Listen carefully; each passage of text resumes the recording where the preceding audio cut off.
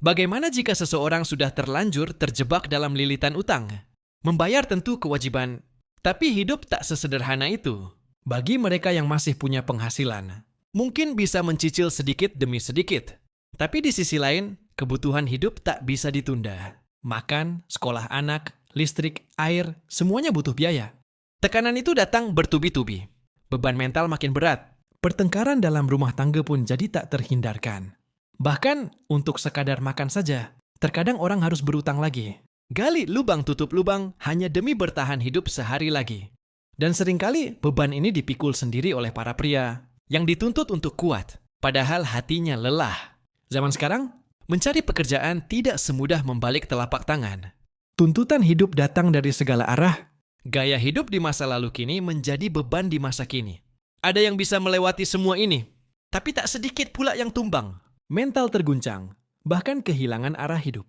Kita percaya rezeki itu datang dari mana saja. Tapi saat harus membayar biaya rumah sakit, kebutuhan mendesak. Dan di saat bersamaan, kita tak punya siapapun atau apapun. Mungkin kamu akan bertanya, apa yang bisa dilakukan saat semua jalan terasa buntu? Hidup memang bukan tentang uang, tapi hari ini hampir semua hal butuh uang. Jadi, kalau kamu sedang ada di titik ini, apa yang akan kamu lakukan? Bangkit atau menyerah? Hidup tetap berjalan meskipun rasanya berat. Kita nggak bisa memutar waktu atau berhenti di tengah jalan. Mau tak mau kita harus terus melangkah. Aku tahu ini nggak mudah. Kalau kamu lagi di posisi terpuruk, kehilangan pekerjaan, terlilit utang, dan merasa sendirian, ya itu memang berat. Tapi kamu harus ingat, hidup ini bukan soal siapa yang cepat, tapi siapa yang kuat bertahan. Perlahan saja, nggak perlu buru-buru. Nggak ada masalah besar yang selesai dalam semalam. Tapi selama kamu mau bergerak, meski sedikit, kamu sudah satu langkah lebih baik dari kemarin. Yuk, mulai dari hal kecil. Dan berikut ini beberapa tips dari admin. Siapa tahu bisa bantu. Kamu bangkit dan pelan-pelan menata hidup kembali. Kehilangan karir dan terlilit utang bukanlah akhir dari segalanya.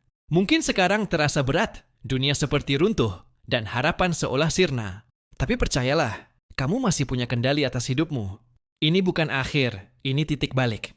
Langkah pertama adalah hadapi kenyataan. Jangan lari, jangan menyalahkan diri terlalu lama. Tarik napas dalam-dalam, dan mulai catat semua yang kamu miliki dan yang kamu hutangi. Hubungi pemberi utang, jangan diam. Banyak dari mereka bisa diajak bicara, minta keringanan, atau atur cicilan. Lebih baik terbuka daripada dikejar-kejar. Sekarang saatnya cari penghasilan baru.